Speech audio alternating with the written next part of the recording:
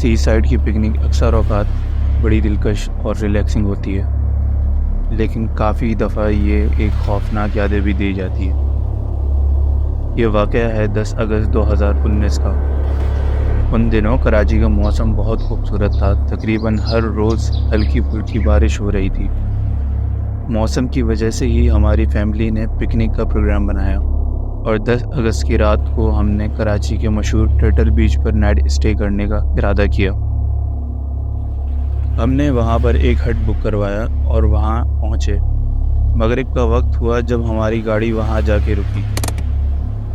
हट की back side पर हमारे ड्राइवर ने गाड़ी पार्क की और वो खुद ड्राइविंग सीट पर लेट गया और हम सब अपना अपना सामान लेकर हट के अंदर चले गए। सनसेट का वक्त था, मौसम बहुत खुशगवार था और समंदर में डूबता हुआ सूरज बेहद हसीन लग रहा था। हट के अंदर 3 से 4 रूम थे, एक छत और एक बाहर की तरफ एक बड़ा लाउंज था। पर पता नहीं क्यों ऐसा लग रहा था कि इस हट में काफ़ी टाइम से कोई नहीं आया। पुराना सा फर्नीचर था, लकड़ी का बना हुआ, और रूम्स में लाइटिंग भी बहुत कम थी। छत पर जाने वाले स्टेयर्स पर गुब अंधेरा था।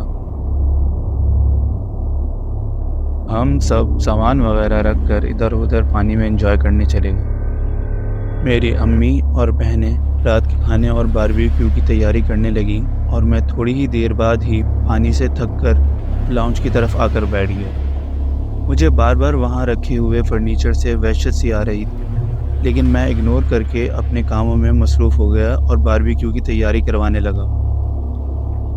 थोड़ी ही देर बाद मुझे ऐसा महसूस होने लगा जैसे छत पे कोई बहुत तेज़ भाग रहा हो। जैसे आपको अंदाज़ा होगा जब बच्चे छत पर तेज़ भागते हैं तो किस तरह की आवाज़ें महसूस होती हैं। मैंने अम्मी से पूछा कि ऊपर कोई गया है क्या, तो उन्होंने कहा कि ऊपर तो इतना अंधेरा है, सब बाहर गए हैं पानी में, ऊपर कौन जाएगा। खैर मैं इस बात को इग्नोर करके फिर बारबेक्यू के लिए कोयले जलाने लग गया। थोड़ी ही देर बाद मुझे छत से किसी के फर्नीचर खिसकाने की आवाज़ें आने लगी। मैंने अम्मी से पूछा और बोला कि गौर से सुने, आपको ऊपर से आवाज़ें आ रही हैं? ऊपर ज़रूर कोई है। ये सब चल ही रहा था कि अचानक बहुत तेज़ हवा चलना शुरू हुई और हवा चल ही रही थी कि देखते ही देखते उसमें बिजली कड़कना शुरू हुई और फिर आहिस्ता आहिस्ता बारिश स्टार्ट हो गई। इस बार ये आवाज़ सिर्फ मुझे नहीं बल्कि घर में सबको आ रही थी। हमने गाने बंद किए और गौर किया तो वो वाकई किसी बच्चे के रोने की आवाज़ थी। हम सब हक्का बक्का रह गए और एक दूसरे को देखने लगे।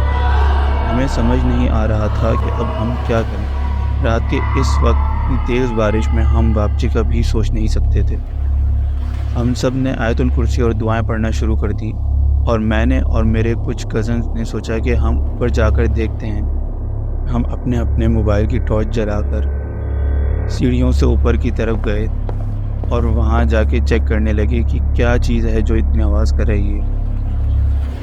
जब छत पर पहुँचे तो वहाँ छत के किनारे पर हमने एक औरत और उसके साथ एक बच्चे को देखा और उस औरत के लंबे लंबे बाल और उसने पीले रंग की लंबी कमीज़ पहनी हुई थी और बाल उसके चेहरे पर आ रहे थे। उसके साथ जो बच्चा था वो आसमान की तरफ देखकर चिल्ला कर रो रहा था। हमारे ऊपर पहुंचते ही उसने हमारी तरफ देखा और इशारा किया।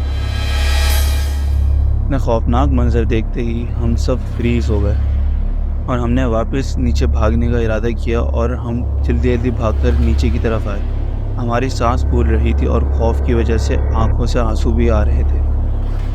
हम इतना डर गए थे कि हमसे किसी को कुछ बताया ही नहीं जा रहा था और घर वाले हमसे पागलों की तरह पूछे जा रहे थे कि ऐसा क्या देख लिया तुम लोगों ने। बस हमने यही कहा कि फ़ौरन घर चलें, कुछ भी करें बस घर चलें।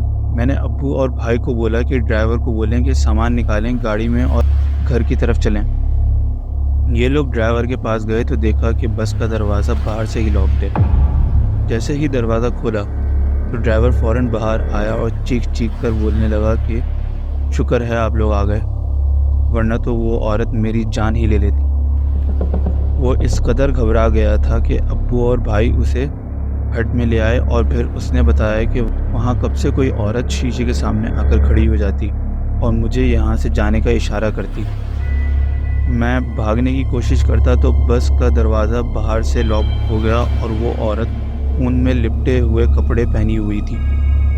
कभी पीछे वाली खिड़की से देखती तो कभी सामने वाली शीशे में आ जाती। उसके चेहरे से खौफ के सिवा और कुछ नहीं जाहिर हो रहा था, और साथ साथ उसका एक बच्चा जो कभी मेरी गाड़ी के अंदर नज़र आता तो कभी गाड़ी के बाहर। एक वक्त तो ऐसा आया कि जब मैं उस औरत को बाहर देख रहा था तो मैंने अगले शीशे से पीछे की तरफ देखा तो वो औरत मुझे उसी वक्त गाड़ी के अंदर बैठी हुई भी नज़र आई। हमने जल्दी से सामान वगैरह पैक किया और बारिश के हल्के होते ही हम वहाँ से निकलने की करने लगे। हमारी ये पिकनिक हमारे लिए बहुत खौफनाक एक्सपीरियंस बन गई थी। हमने अल्लाह का शुक्र अदा किया कि हम सब खैरियत से घर पहुँच गए, लेकिन हमें क्या पता था कि वो सफ़र हमारी ज़िंदगी का इतना मुश्किल बना दिया जाएगा। हम लोग वहाँ से वापस आ ही रहे थे तो आते हुए हमें ऐसा महसूस होने लगा कि जो रास्ता हमारे घर आने के लिए सिर्फ 2 घंटे का था वो 4 घंटे का बन चुका है। जिस रास्ते पर हम लोग वापस आने के लिए चढ़े थे वो रास्ता इतना लंबा होता गया कि हमें अंदाज़ा ही नहीं हुआ।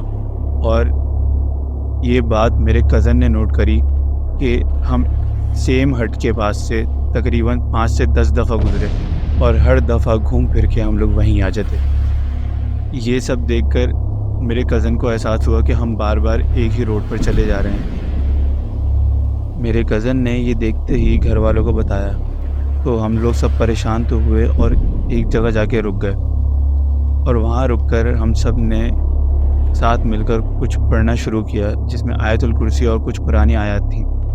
उसके बाद हमने चलना शुरू किया तो फिर एक बार वो दोबारा हट आया जिसको देखकर हम परेशान तो हुए, लेकिन हमने उसी रास्ते पर दोबारा चलना शुरू किया और अल्लाह का शुक्र है कि इस दफ़ा हम लोग सही रास्ते पर आ गए थे।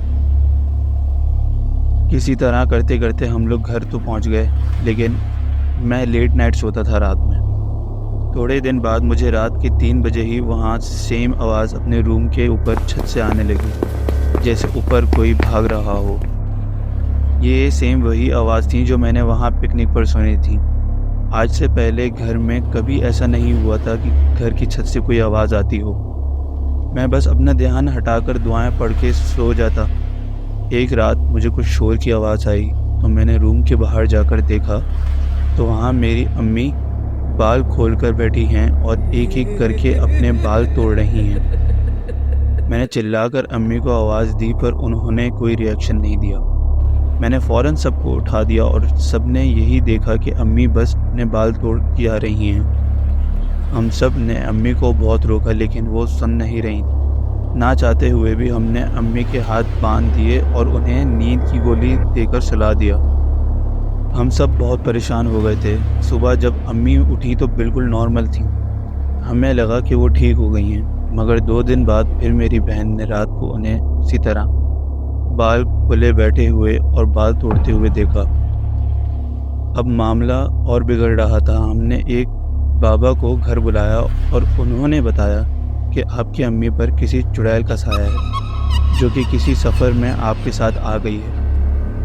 वो चुड़ैल हमारी अम्मी के पीछे उस पिकनिक की सफ़र में ही लगी थी। मैं आपको बताता चलूँ, ख़ानदान में सबसे अच्छे और घने बाल मेरी अम्मी के हैं, और उन बाबा का कहना ये था कि ये औरत हमारे वालिदा के बालों पर आशिक हुई है।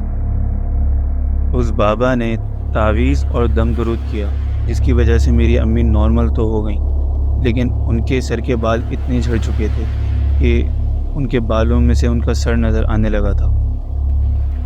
और सबका यही कहना था कि वो चुड़ैल हमारी अम्मी के बाल ले गई। हम अम्मी से पूछते तो उन्हें कुछ भी याद नहीं था कि उनके साथ हुआ क्या है। उन्होंने किस तरह खुद अपना सर नोचा और अपने बाल तोड़े हैं। हम बस उन्हें यही बताते कि आपके बालों को किसी की नज़र लग गई है, और वो इस बात पे यकीन तो कर ली थी, लेकिन उनको कहीं ना कहीं ये महसूस होता कि कुछ ना कुछ तो बुरा हुआ है। उम्मीद है आपको ये कहानी पसंद आई हो। इसी तरह की और कहानी सुनने के लिए इस चैनल को लाइक करें और सब्सक्राइब करें। शुक्रिया।